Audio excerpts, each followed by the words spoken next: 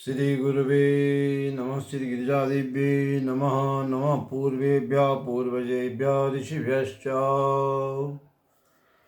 समस्त ज्योतिष प्रेमी सज्जनों का मैं अपने YouTube channel doctor Ramesh Chandra Joshi में हार्दिक अभिनंदन और स्वागत करता हूँ। सज्जनों, गत वीडियो में मैंने आपको बताया था आश्लेषा नक्षत्र में का विवाह मेला पक्ष में परिहार। आज मैं आपको विशाखा नक्षत्र के परिहार के विषय में बताऊंगा। वस्तुतः होता क्या है कि मूल, आश्लेषा, विशाखा और ज्येष्ठा नक्षत्र में उत्पन्न जातकों का जब विवाह का समय आता है तो इन नक्षत्रों में जन्म के कारण सामान्य ज्योतिषी जन इस प्रकार का परामर्श देते हैं कि वह संबंध होते होते रुक जाता है।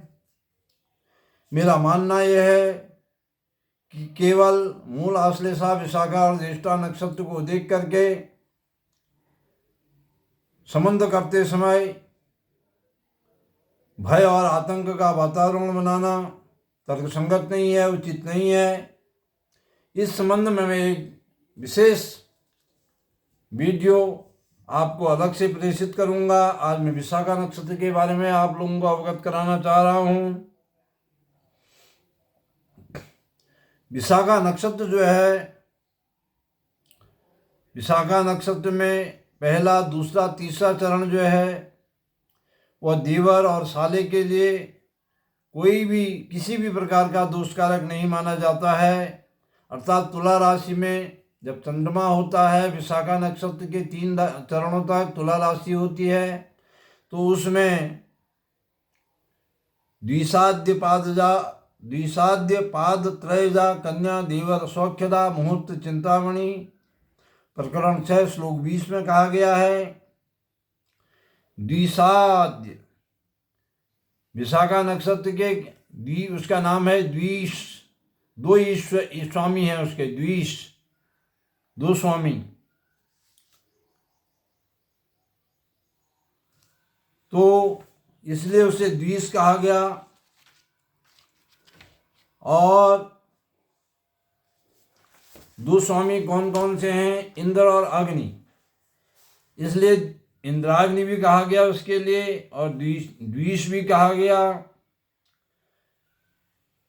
फिर महर्षि च्यवन ने भी कहा है, विशाखा तुलया युक्ता देवरस्य स्वभावः।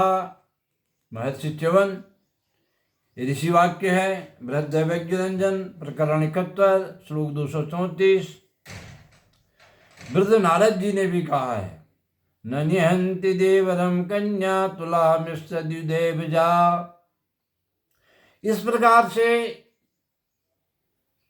विशाखा नक्षत्र के 3 चरण तक तो कोई दोष ही नहीं है, और जो दोष बताया गया है वह 4थे चरण का बताया गया है।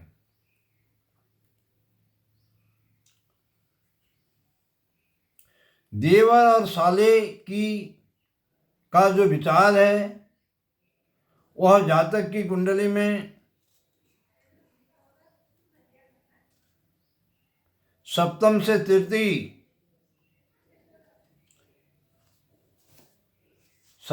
तृतीय नवम भाव या नवमेश की स्थिति से किया जाता है। और नवम भाव शुभ ग्रहों से युक्त हो या दृष्ट हो अथवा नवमें शुभ स्थिति में हो, तो विशाखा नक्षत्र का कोई भी चरण साले के लिए दोषकारक नहीं होता। अर्थात 4था चरण भी साले के लिए दोषकारक नहीं होगा।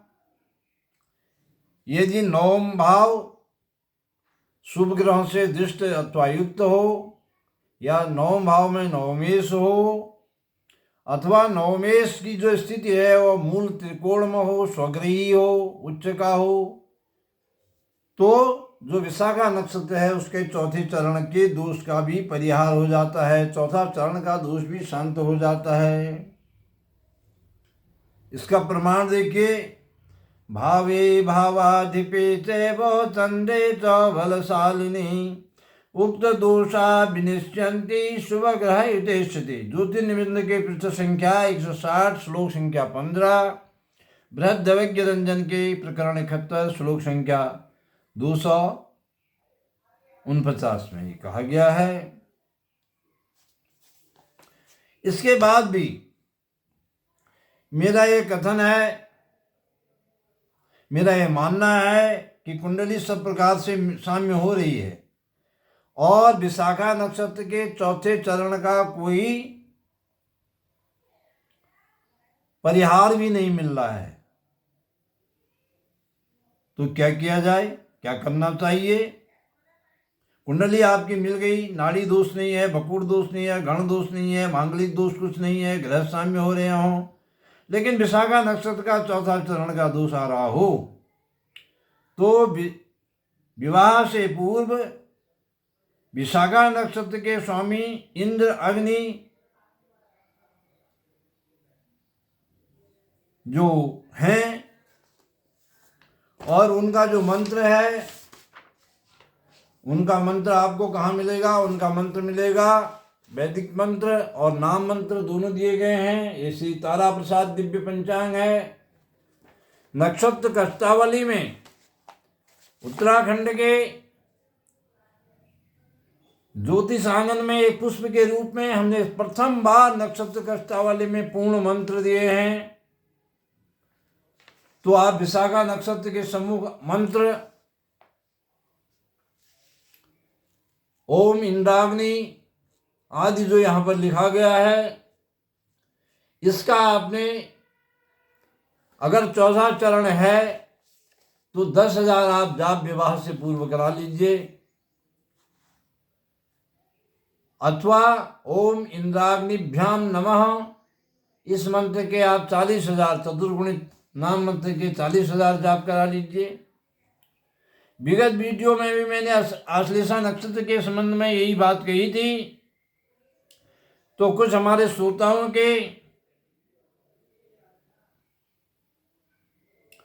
ये संदेश आ रहे थे कि जो आपने विवाह से पूर्व नक्षत्र की शांति के बारे में बतलाया है, ये किसी शास्त्र या ज्योतिष ग्रंथ में है? हाँ, मैं आपको यहाँ पर बताने जा रहा हूँ। आप पीयूष धारा टीका आचार्य बिंदेश्वरी प्रसाद द्विवेदी काशी और कुमाऊं के ज्योतिष जगत के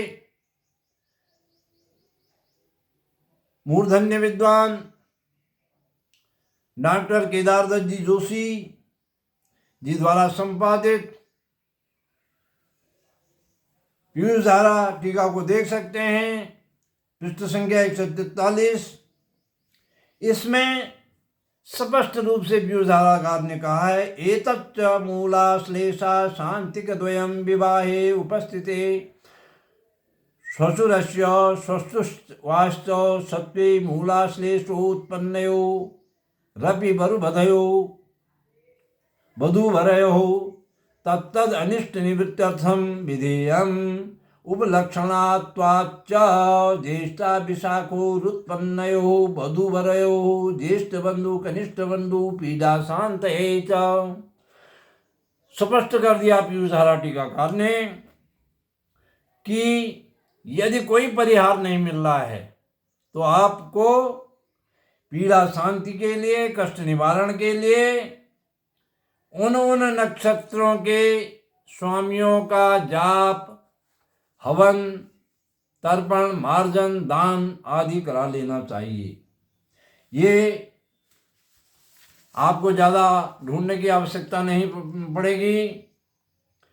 ये नक्षत्र के मंत्र, विशाखा नक्षत्र के लिए इंद्राग्नि का मंत्र, वैदिक मंत्र और नाम मंत्र हमारे श्री तारा प्रसाद दिव्य पंचांग के पृष्ठ संख्या 76, ये आप पृष्ठ संख्या 76 देख रहे हैं, और इसमें विशाखा नक्षत्र के सम्मुख आप वैदिक मंत्र लिखा हुआ भी देख रहे हैं, मोटे अक्षरों में लिखा गया है। इसका आप विवाह से पूर्व अवश्य ही जाप करा लें। आपको कोई भयभीत होने की आवश्यकता नहीं है, आतंकित होने की आवश्यकता नहीं है, ये तर्क संगत भी नहीं है। इस विषय का विवेचन मैं बाद में आपको करके बताऊंगा। इस प्रकार से मैंने विशाखा नक्षत्र का विवाह मेलापक में पूर्ण परिहार का वृत्तांत आप लोगों के सम्मुख रखा, ताकि